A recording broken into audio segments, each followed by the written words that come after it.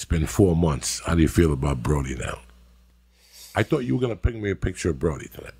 Somebody gave me a picture. Some artist drew pictures of Brody for everybody. Yeah. And he dropped them off at the store, and the guy gave it to me. And I put it in my back seat without looking at it. And the other night I went to the car and I found it. And I almost had a fucking heart attack. But now I'm mad at Brody. Well, I'm not the anger period with Brody right now. Like, I don't even want to see his fucking face. Like, when I saw that picture, I'm like, that was just a mask you were wearing. Yeah.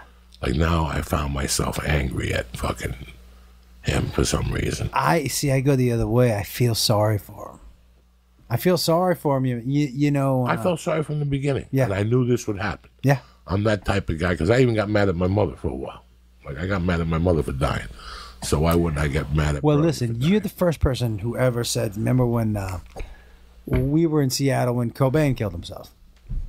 And you were, when people were mourning and all that shit, right?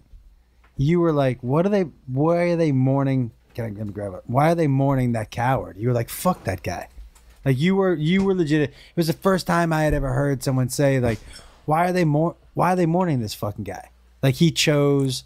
It was the first time I'd ever heard anyone say that. So, but I still don't get mad. Like, for Brody, I feel bad just knowing that he had that mask that whole time.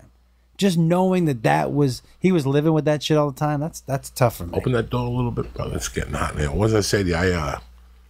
When he shot himself, I was in Boulder. And I still remember that I had bought a batch of Coke that week.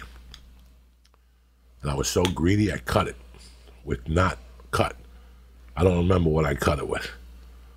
But when I went to take it to the guy's like, this isn't what I wanted. This is yours. And I learned a big lesson not to cut Coke with like fucking weird shit. But I wasn't going to throw away the Coke. So I started snorting the Coke. And I swear to God, by the end of the week, I had like Batman marks. Oh, like no. Both of these were raw. Like it was just pink skin. I couldn't even leave the house. This was all burnt because whatever powder I put in there burnt the outside of my nose and it dripped. Where did we get Coke in Seattle?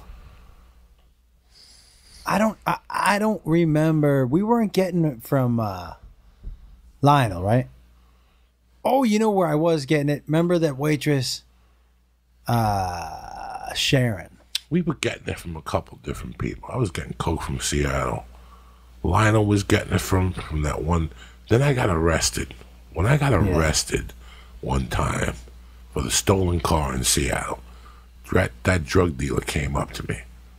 And he goes, when you got arrested, did you say anything? And I go, what are you talking about? I didn't get arrested for drugs. He goes, well, ever since you got arrested, I see cops in my rearview mirror. So I'm like, listen, you're just reading too many comic books. Yeah.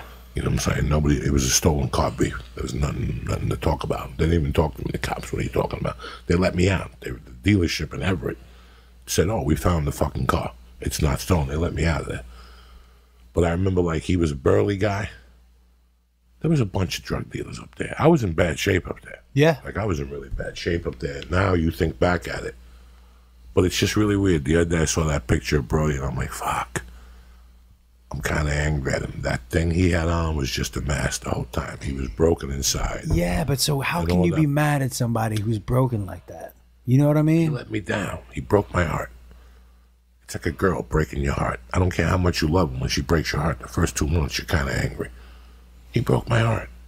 He broke my heart on a fucking Friday before a gig. You're going to kill yourself. Kill yourself on a Sunday. Give me a couple of days to fucking recover. You're going to kill yourself on a fucking Thursday night before all the comedians have to work on Friday. So I'm actually, that's the reason why. Yeah. I'm mad at him because he killed himself on a Thursday night and he fucked up my Friday. He made me test my wit. Yeah. By going on stage. That was a tough. That was tough. You know, I love him with all my heart. I hope God has him in his hand, you know, and he's curing him.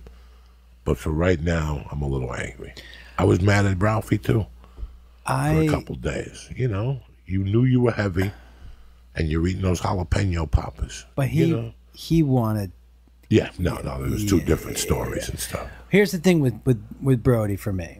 Is that I actually thought about him also when I was in New Zealand. Sure you did. I think about him every time I'm on the road. Yeah, and it's one of the things that made me so grateful. It's one of the reasons that I called you because you and I started together. And it was important for me. I didn't call anybody else. I didn't call Beth. That wasn't something I needed to share with her. But it was something I needed to share with you because we've been doing this since basically our day ones. So who else would I tell that? And the reason I thought of Brody is because he was the other person I would have called to say, this is a fucking amazing experience. Look where we all are. What the fuck are you giggling about? No. He did an error. I knew a second ago, but now it's... keep going from where you told it, because then... Okay. You know that little forehead you got?